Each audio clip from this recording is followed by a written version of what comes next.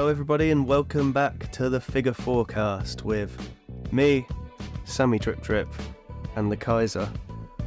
For our German fans out there, King Damo over there. How you doing? I'm a little unsure about that nickname, but we'll just stick with King Damo. I'm doing pretty good.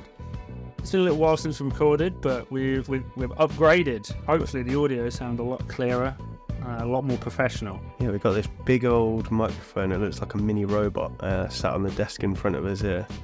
Like, it looks like it could have like little arms. And let's see, if AI takes over, we're screwed. It's even got a little red light on when we're recording.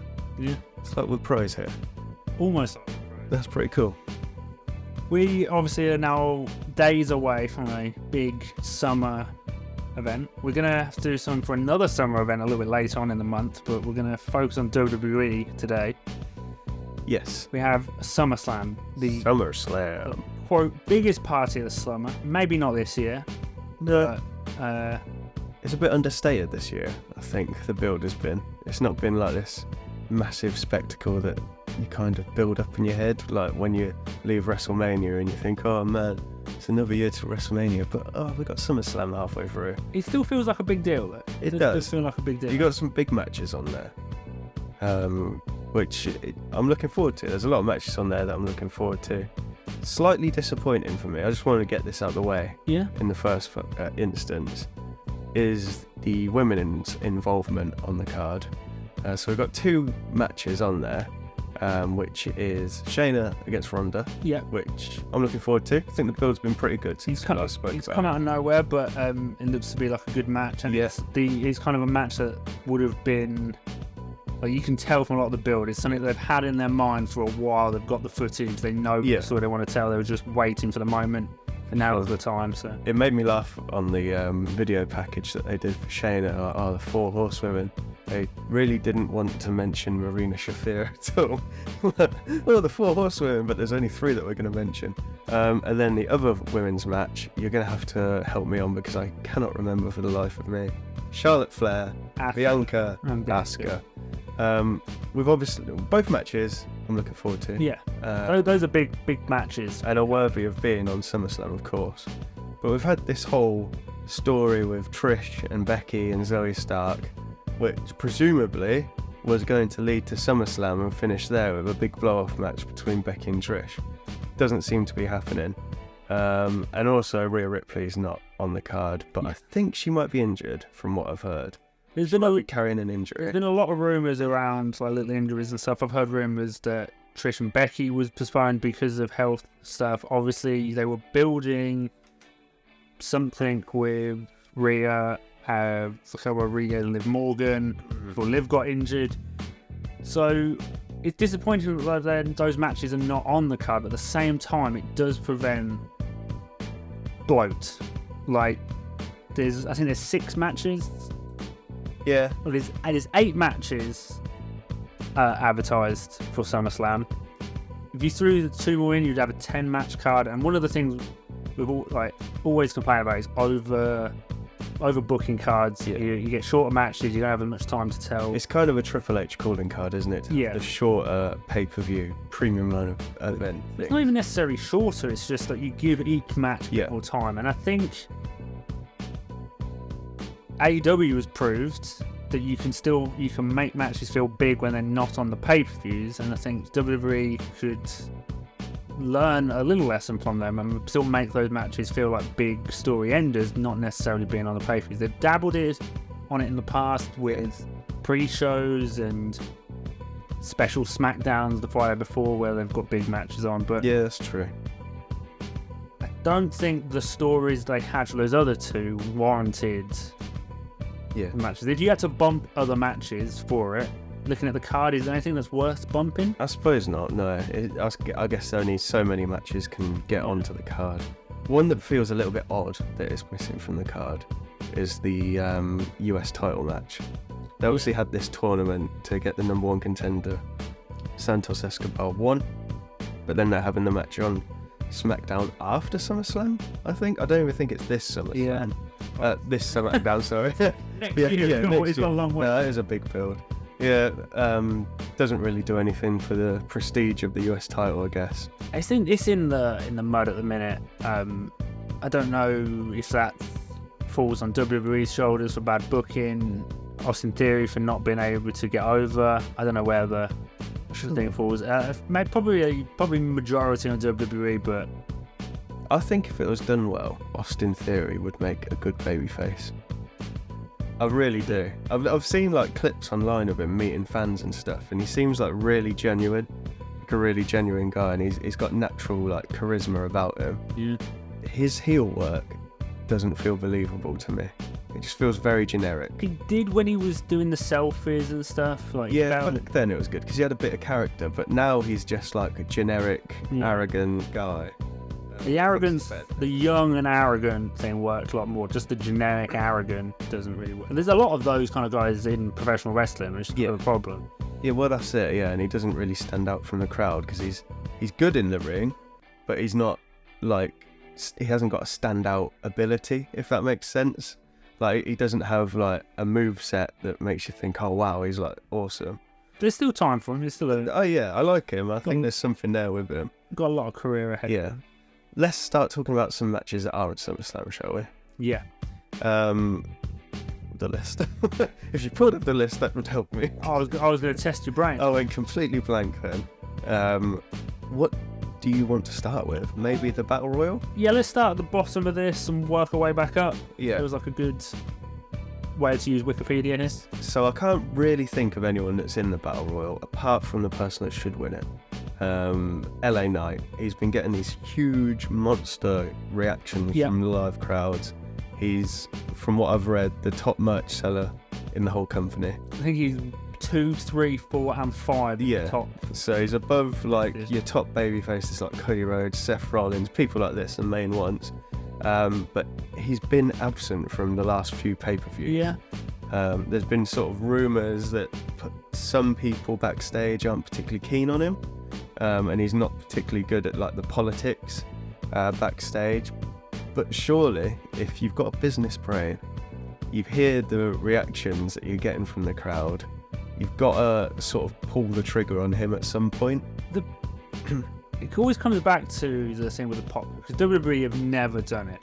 They've never, well, I say never. In the times I've been watching and properly paying attention, they've never picked up the crowd or really behind someone and give it to them. The only one that people really pick out as an example is Daniel Bryan, and no, they didn't. They did everything they could to not. Yeah. They did give him the WrestleMania main event, but the second things went slightly off track, absolutely, it was done. I know it was an injury, but they weren't willing. They didn't want to give him a second chance. They didn't really with Kofi. They gave him the title, but didn't back him. You've then got Rusev, who they didn't back. There's loads of them. The key difference here is kind of the change of leadership in inverted commas. Now you've got Triple H supposedly in charge of creative. Do you have to hold back a little bit just to wait and see if it's a flash in the pan? Because people love babyfaces when they're on the chase, and as soon as they get there, what's next?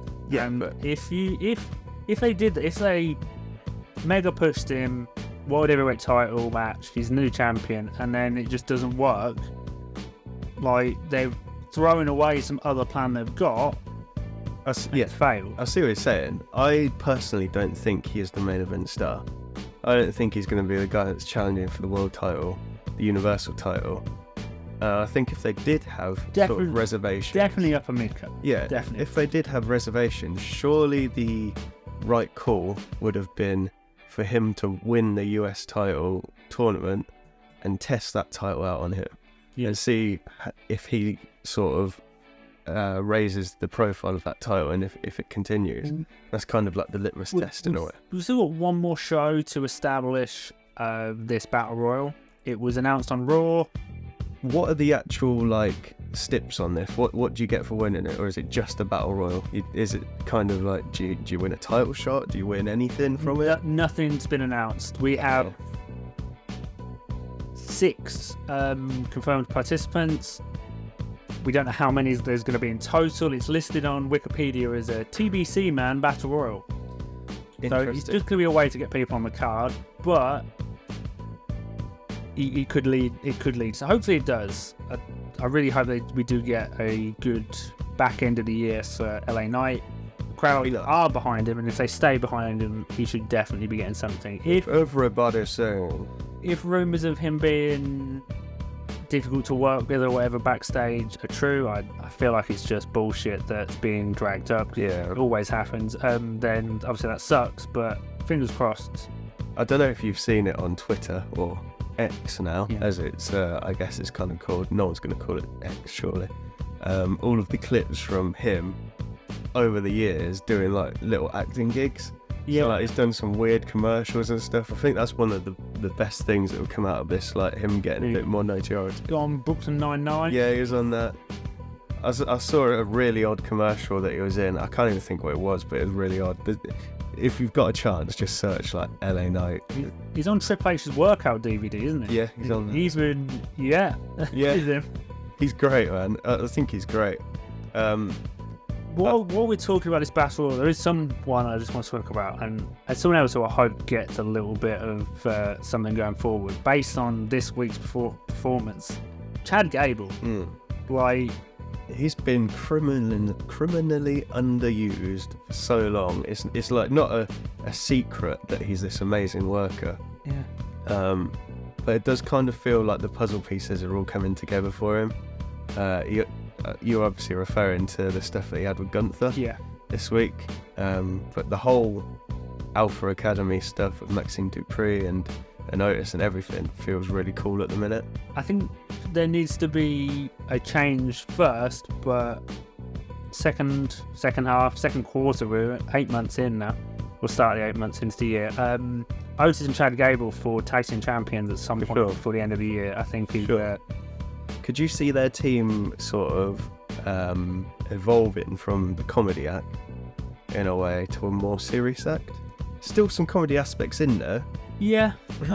Because when he broke through with Jason Jordan in American Alpha, I was trying to think, Chad Gable's always had like the comedy aspect to his character, but it was definitely more serious, and he kind of showed what he could do a lot more. I feel like you could do, not similar, but you could do something a bit more serious, and Otis is a lot better than what is shown from him, if that makes sense. Like, he's a really good wrestler. Yeah, and he connects with the crowd really. Yeah. The Mandy Rose storyline he had a few years ago is a perfect example of him kind of being able to connect. Yeah, but definitely I'd like to see a bigger push for them. Anyway, I didn't think we'd talk that long about the Battle Royal, to be fair. Let's move on to a match that we've mentioned already. Rousey against Baszler. Yeah, it's come about because it seems to be that this is the end of Ronda Rousey's wrestling career, whether it's permanent or just she's just kind of done with it for a little while. As we said, like, they've done wonders for this match with the build, showcasing the history of the two of them, and it's always good when they lean on that kind of stuff in WWE. Adds a little bit of realism. I don't know what an MMA rules match is going to be. Only thing I can think of is it's going to be like the Lesnar-Velasquez match, which I think had an MMA style stipulation on that. So it's just my take on that: submission or knockout, essentially, right? But a faked, staged MMA match could be quite good. I think it'll be better than the Lesnar match that went all a minute or whatever. Hope so.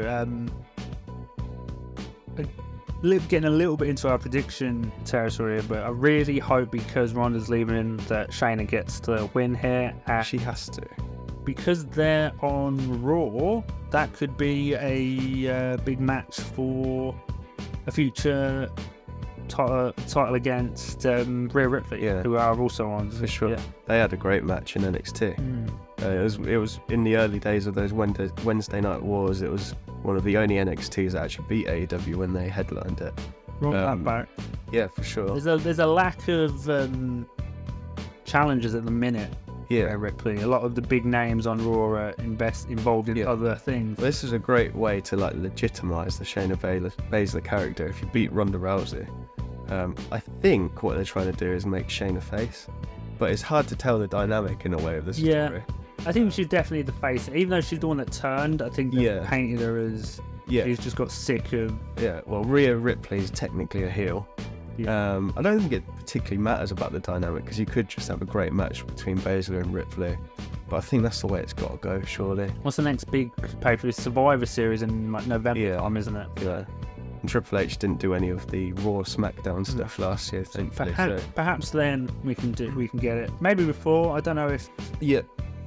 How you build, because you got to finish off the Raquel Rodriguez story, but yeah. Yeah, sure. Title match next, and as much as quite often I don't like him, Drew McIntyre's really been. He seems to have like the fire under his ass in a way, if that's the right saying. It is now. It is. Since he's come back, I've actually warmed to him a little bit. It seems like he cares. And his performances have been really good. And this is a match that's going to hit hard. Has Gunther broke the Intercontinental title record yet? I'm not sure if he has yet. They posted a graphic a little while ago of where it was. I think there's Honky Tonk Man. Yeah.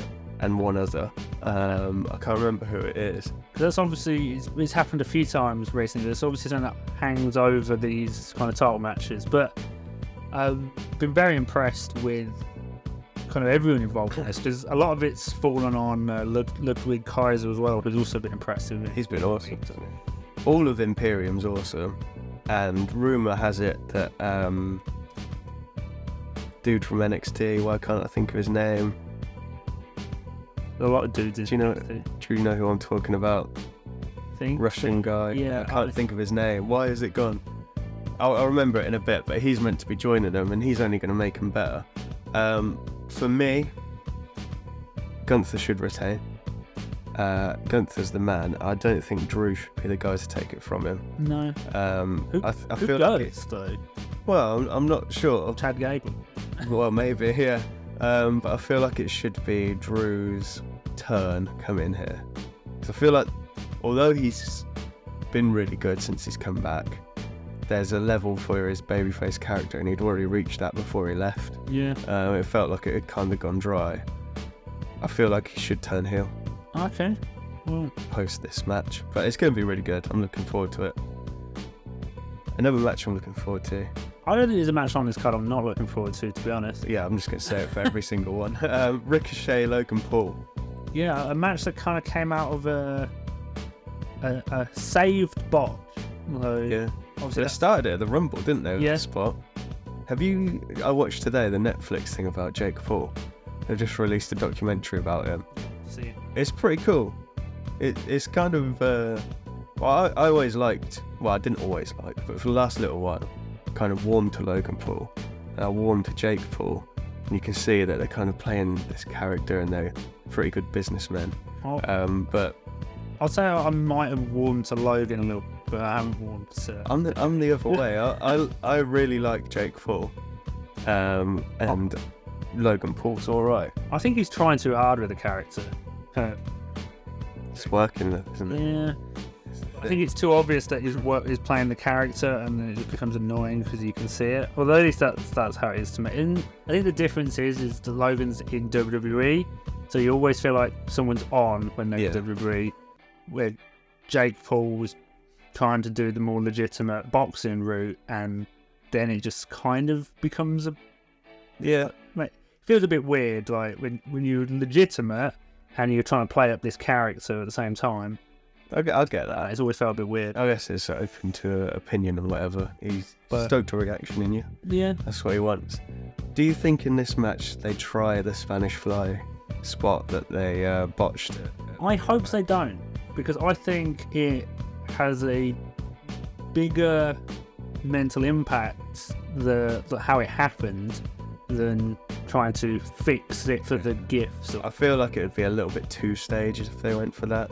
Right. It was a hell of a save. Yeah. And the story Logan Paul told on is it Impulsive, his podcast, about that they slipped, and he was like, "Oh, okay, what are we gonna do?" And just kind of oh shit, we're doing it still.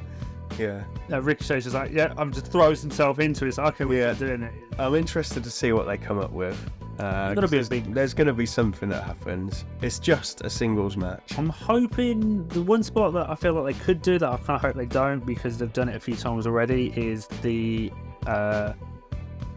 flip into a move. Obviously, Logan Paul's finisher is like a knockout punch sort of thing, and you could see a situation when Ricochet tries to not suplex, but I can't even think what the move would be called. I know what you mean. Springboard, moonsault into him and gets hit in the air. They're going to do something batshit crazy. Yeah. That's for sure. There's just no getting around it. Because Ricochet is awesome. Oh yeah, for sure. And Logan Paul's annoyingly good for someone who's done it for such a short amount of time. Yeah. I'm just glad they keep actually like leaning into the heel persona with Logan Paul now. Because when they first brought him in and he was like this, oh, look at me, I'm a really nice guy, and babyface character, it just didn't work and it didn't connect with the crowd. He's getting reactions from them now. But it's going to be good. I'd love to see Logan Paul win. Let's keep going. We've still got a few more. Let's skip the next one on the Wikipedia list. Yeah. For some reason, the true main event is listed as full. It's bullshit, isn't it? Because even WWE, they're going, one of the main events. You don't get it. The main event is the main event. It's one match. So let's talk women's... The WWE Women's Championship. It feels weird name. Yeah, it's not just like the SmackDown Women's Championship or whatever. Asuka versus Charlotte Flair versus Bianca Belair. Hard one to call, but is a really strong women's match. And they did one of my least favourite things on SmackDown last week, where they had the competitors for the title match tag team together. And it wasn't quite can they coexist, but it was like, look, there's tension. It was the tag team champions, weren't it? I'm sure they pinned the tag champions, and I can't even think who the tag champions are now. Sonya and Chelsea. Yes, they pinned the tag champions. My brain wasn't working. It was ridiculous. It's a cliche, isn't it? That kind of thing. Sometimes it works, sometimes it doesn't. I feel like it kind of worked. It's just done to death, though. Yeah. It's one of those like wrestling cliches that Kevin Owens, the character, would get annoyed at. I thought we know Kevin Owens, the man, would get annoyed at. Yeah. His character, it makes me laugh so much because it's just like what I would moan at. Like, seriously, he is moaning at. But anyway. It's a hard one to call. I don't really know who's going to win. Could be anyone. They've built them all up. Yeah. When you don't know where it's going to go. I say hopefully not Charlotte Flair, just because she always seems to win. But I only hope it's not her either. She's... I don't want to say she's finished, but she just... She didn't need the title. She doesn't need the title, but does she need wrestling? Is kind of a thing. She just her character just feels stale, and it used to be a thing like, no, Charlotte Flair's amazing because look, everyone's best match is against Charlotte Flair, but I'm not even sure you can say that now. I don't know where they go with the character. I think the last good match for her was WrestleMania, where Rhea won, because that was an amazing match. But that's the only one that I can think of. The last. She does always bring it on the big pay-per-views though, so... Yeah, look, I hope I'm proved wrong. It's just she feels a bit tired, and you can't switch her from heel to babyface because it just doesn't work. No. What they need is some big names to either become free agents or something that WWE can bring in, like a big money match for Charlotte Flair to have at this point. I feel like it literally just came to my head, but what would be cool with her is if she led like a heel stable. I feel like that could be pretty cool. Anyway, that's a different discussion for a different day. Shall we talk men's World Heavyweight Championship? Yeah. A rematch from Money in the Bank. Got Finn Balor against Seth Rollins. Thoughts?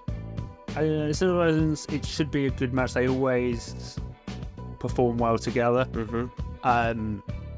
The question kind of becomes really on this one is, have we had it too much? Because feel like this should have been Finn as champion, Seth's rematch, if they were going to do this like this. Yeah, different dynamic. Because surely at this point, if Finn loses, I don't know why they're just going to keep repeating it. Like, there's loads of other challenges that Seth could have, so why you do Finn again so soon? And if Finn doesn't win, it becomes even more pointless. If he does, why didn't he win at Money in the Bank? The only thing I could think is that this leads to potential Finn Balor being kicked out, or the breaking up of the Judgment Day, with Damian Priest having the Money in the Bank and everything. He could potentially even cash in, but I don't know. I don't really know how that one goes. But yeah, I completely agree with you. It kind of feels like a bit repetitive, obviously, because it's literally just happened. I feel like they've got to do some sort of swerve in it. Otherwise, if it's just a clean win for either one, you're completely right. It's like, what's the point? Should have happened at the last pay-per-view. Let's do 2 more main events to go. Yeah, exactly. Cody against Brock. The third in their trilogy. First rubber match, as they say. Yeah. The first 2 matches, I'd say, delivered. Yes. I'm a little bit disappointed that there's no stipulation on this match. Yeah, I thought it was going to be like, is it bull rope? I don't think what it's called. Torso. Yeah, because that was like Dusty's match, wasn't it? And stuff. I mean, I guess there is still time to announce it. You could announce it on the show. You could have that. Yeah. Not that it will be bad either way. Brock's been on a good run for a while now of seemingly putting in effort when he's had matches before that he just kind of turned up, didn't really put a lot of effort in and got the wins. He's been giving back to wrestling fans the last couple of years, I think. Yeah, for sure. I'm looking forward to it, but more on just what are they going to do. Like, just as it's announced as it is, I don't think there's going to be anything special there, but it's Cody Rhodes and Brock Lesnar. Yeah. There's so many possibilities of stuff they could do. As long as it's not like the SummerSlam from a number of years ago now when Brock Lesnar caved Randy Orton's skull in. Yeah. Because that was Jericho tried to fight him. That was uncomfortable to watch. It was. Yeah. I mean, I think you've said pretty much everything on that one. There's not much more to say. It's been entertaining. It has been entertaining. We've even got Brough on the mic a little bit more. He managed to absorb the watch outs this week on. Yeah. Or I don't know if you saw it. Like, he just led right into it, like saying a small snippet of a sentence. I hate it when crowds do the watch outs. It is annoying, but you can tell some of the skill levels on a microphone, some of how people, because he lent into it and allowed them to do it, and then when he'd had enough, he just cut them off. He just done it. And which I thought was not a huge amount to do. We don't normally think of Brock Lesnar as being good on the mic. He's famously always had like a mouthpiece. Yeah, exactly. He's got some skills. Well, let's move on to someone who does have Paul Heyman, Brock Lesnar's old mouthpiece. Yeah. Roman Reigns. He is in at what you'd imagine is going to be the proper main event of the night against his cousin. Sorry, it's because I just read Solo Sikoa and Jey Uso. Against his cousin, Jey Uso, in a tribal combat match. Yeah. Now, we've not really been told what tribal combat is. From what I gather, it's just no DQ. Yeah. There's one other thing that I think might be added, depending on availability and stuff. I could imagine might have various family members, the elders, to be there. Yeah. I think that would, if they don't do it, they've really missed out. And it would be way better if you had not as lumberjack sort of thing, but if you had the enforcers or something just out to kind of observe this tribal combat. What I thought when they did a couple of weeks ago when they announced it's tribal combat, and then Solo Sikoa went to do the thumb on Jey and Roman stopped him, I thought it was going to be like an honourable match. Like, it's no DQ, but you can't have outside interference. It's just me against you, and we can do whatever we want against each other, but that's it. And that's like the honourable agreement. I thought that's what it was going to be. It could well be. That could well be it, but you've not really delved into the the details of what it's going to be in a way. We haven't got a huge amount of time here to talk about it, but do you think Jey Uso is the right winner on this? There's arguments for and against. He's been the fourth man in the line of is now the moment to strike. First it was Drew in Cardiff, then it was Sammy in Montreal, then it was Cody at Mania. Is Jey the guy to get the rope? Because it's like the Undertaker streak. Yeah, you can build someone from it. Is Jey that guy? I'd say no. I still think it's Cody. I think it has to be Cody at Mania. Now, he's got to finish his story. But He hates that, doesn't he? yeah, it's ridiculous. But I think it has to be Cody. I don't know where this goes either way. Roman wins. I don't know where you go next. I don't think Roman's back for the rest of the year after this match. He's not advertised to any PLEs for the rest of the year. That kind of adds to the intrigue, I guess. And if Jey wins, is the chase better than the championship run? Probably. I think so. But could you really see Jey Uso as the face of the company, the world champion? Yeah. Now that WWE is in a situation where there's only one focal point for the men's division, yeah. Fair enough. Yeah, I think. I mean, I don't know if I could.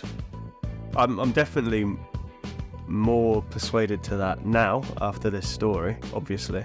There is also always the elephant in the room of we are now once again in a situation where is The Rock available becomes a question. Oh, he's fighting Grayson Waller. At the minute, The Rock has a lot of availability because he can't make any movies.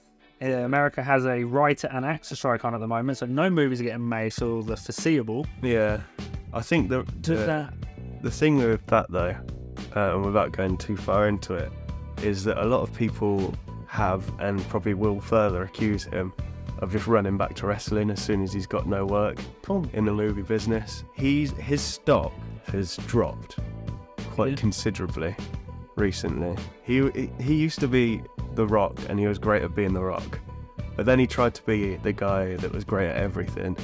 He tried to own an NFL league, he made a rap video. I go on and on, and I feel like it kind of reflected. Flopped. He went back to Fast and Furious. Yeah, exactly. I feel like it's kind of impacted him negatively, and he's a clever guy. I don't know. I'd love to see him back. I wouldn't love to see him take the title off Roman though. No. If he came back and just did a bit with Grayson Waller, that would be cool. But then I don't know if you could have him come back, do a story completely separate from the Bloodline story. So it's hard. Questions are going to be asked if he come back and it wasn't for that. Yeah. Why have you come back for this but not the fact that exactly. Your cousin is like beating up family members? That's it. Yeah. Well, there's a lot of questions going into this show, I guess. Hopefully, as it is kind of the WWE mid-season finale, so to speak, hopefully we get some answers. Fingers crossed.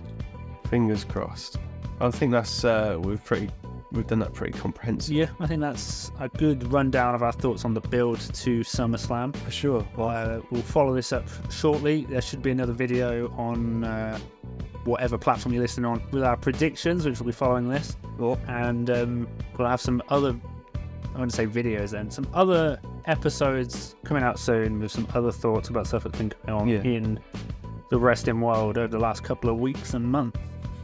Well, danke for listening, and over to Damien with the socials, which I will now have to re-record because we've got a new microphone, and it will be it'll be really jarring if the audio quality drops randomly. We don't want that. Can social media companies stop releasing new ones and changing their names? Because I'm sick of recording these. Eggs. Thank you for listening. If you'd like to keep up to date with all things Figure Fourcast, you can follow us on Twitter or X at Figure4UK, on Threads and Instagram at The Figure Fourcast, and on Facebook by searching The Figure Fourcast.